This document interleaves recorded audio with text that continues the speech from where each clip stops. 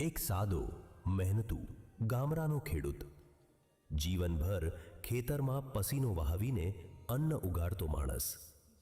પણ સમય એવો આવ્યો કે ફુમતાજીના દિલમાં એક જ પ્રશ્ન ઉઠ્યો. લોકો ભગવાનને ભૂલી ગયા છે. સત્ય ધર્મની કિંમત કેમ ઘટી ગઈ?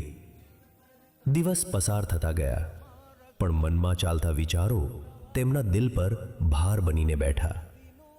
જીવનના સંઘર્ષે તેમને અંદરથી થકાવી દીધા. પરંતુ તેમની ડોશી હંમેશની જેમ નરમ અવાજે કહેતી, ફુમતાજી, ભગવાન અંધકાર પછી જ પ્રકાશ આપે છે. તમે હિંમત રાખો, તમારી મહેનત કદી વ્યર્થ નથી જતી. એક દિવસ ફુમતાજી એક સાધુ પાસે પહોંચ્યા.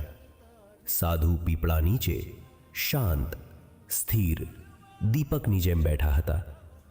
તેમણે શાંત અવાજમાં કહ્યું, બેટા, માનવી માર્ગ ભૂલી શકે, પણ ભગવાન ક્યારેય નહીં. સત્ય અને ધર્મના રસ્તે ચાલનારને દુનિયા કદી હલાવી શકતી નથી. પણ ફુમતાજીનો મન હજી વાદળોથી ભરેલો હતો. ખેતર સુકાયું હતું, ધરતી તડકામાં તૂટી પડી હતી અને દિલમાં નિરાશાનો અંધકાર છવાઈ ગયો હતો. ત્યારે જ ગામના મહારાજ આવ્યા. કૃષ્ણના ભક્ત, હાથમાં દીવો, ચહેરા પર અદ્ભુત શાંતિ. તેમણે ફુમતાજીના ખભા પર હાથ રાખ્યો અને કહ્યું, કૃષ્ણે કહ્યું છે, સારા કર્મ કરો, ફળની ચિંતા ના કરો. ફળ સમય આવે ત્યારે જ મળે. તે રાત્રે ફુમતાજીના જીવનમાં પહેલીવાર એક અજાણી શાંતિ ઉતરી. હૃદયની અંદર કંઈક બદલી રહ્યું હતું. અને પછી કૃષ્ણનો દિવ્ય સંદેશ તેમના અંતરમાં ધીમે ધીમે ગુંજવા લાગ્યો.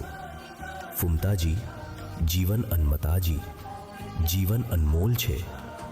ઉતાર ચઢાવ તો ઋતુઓ જેવા આવે જાય. તમે તૂટતા નહીં. સારા વિચારો રાખો, સારા કર્મ કરો અને શ્રદ્ધા રાખો.